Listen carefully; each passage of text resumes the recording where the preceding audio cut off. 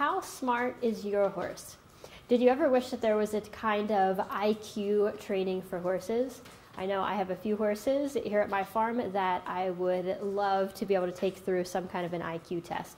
So unfortunately today, I don't have any type of an IQ test to offer you for your horse, but I do want to discuss this idea of smart horses and why I feel that the most intelligent horses often get a bad rap, but how when you're aware of this, if you've got a really smart horse at home, you can really help them and have a great relationship with them.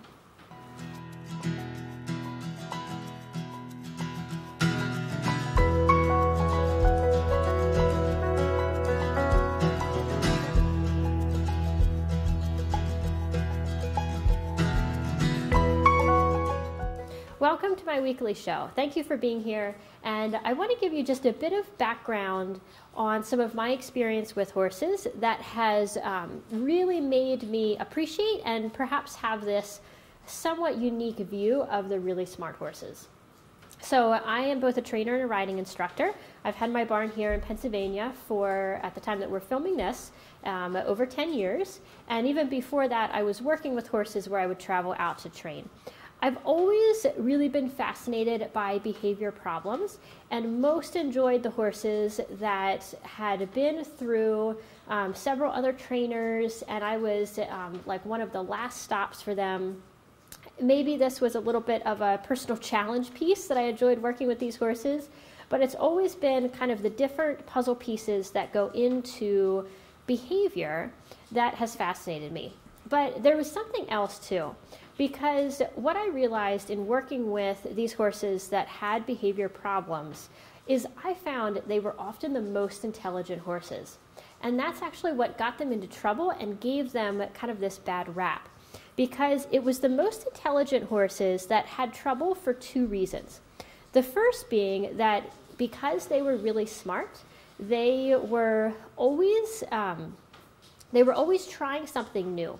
So they weren't the ones to just fall into the same pattern and just do that routine. They were always trying something new. They were always kind of testing their limits and testing their boundaries, and they would learn super quick.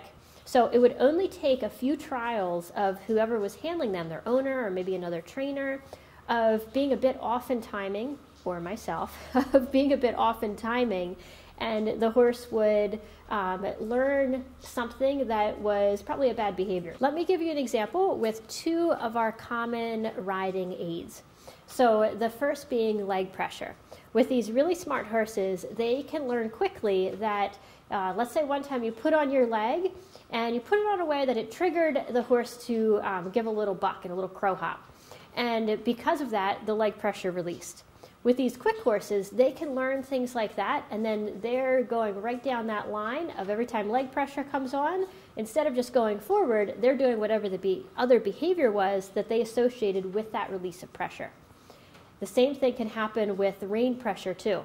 Many of these smart, sensitive horses, rein pressure comes on, the horse comes back behind the vertical, bringing his nose back in, the pressure goes away, and all of a sudden that horse has that behavior down. As soon as pressure comes on, he's dropping his head back. Both of these examples, not the desired behavior, but with the really smart horses, if the timing is just a little off, that the timing happens on that wrong behavior, they're going to learn, and those bad behaviors can then begin and also escalate much more quickly than with horses that maybe tend to take a few more trials in order to learn.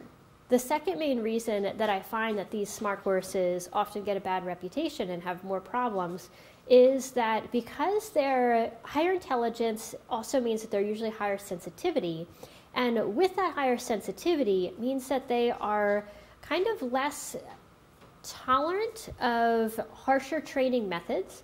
They are less likely to kind of just fall in line, and they are they're less likely to go into that mode of learned helplessness. So learned helplessness is the state where the individual, the horse, basically starts to accept and learn that no matter what they do, they really don't have control over their environment. So they start to go into a state of more apathy or lethargy.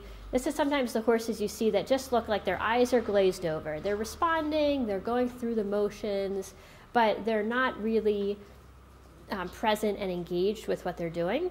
The really smart horses don't go there as quickly. So with training methods that rely on taking the horses there, with training methods that really want total submission from the horse, oftentimes these horses that are really smart, they just don't go there as quickly as some others.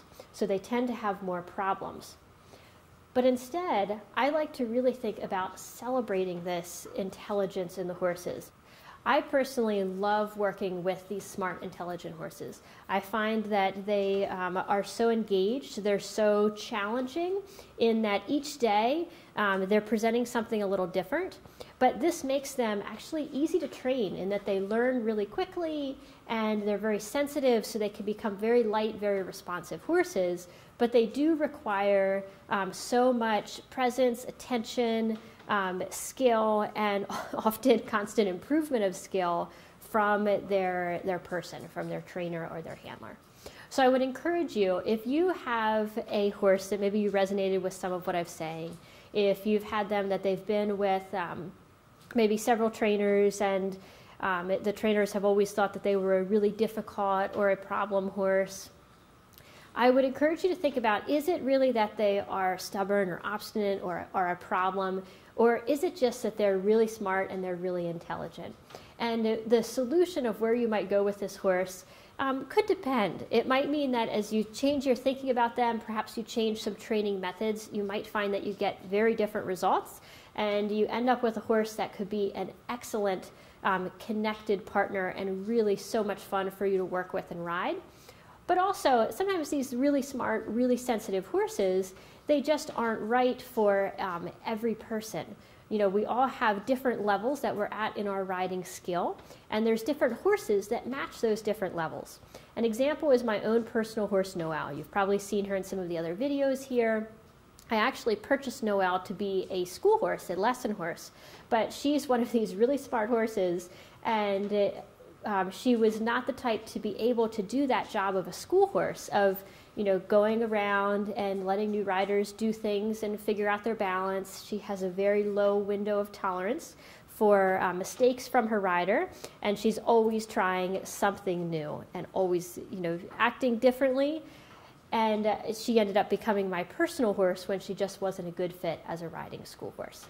I hope this video gave you some things to think about with your own horse. And if you have one of these smart horses, put a comment down below.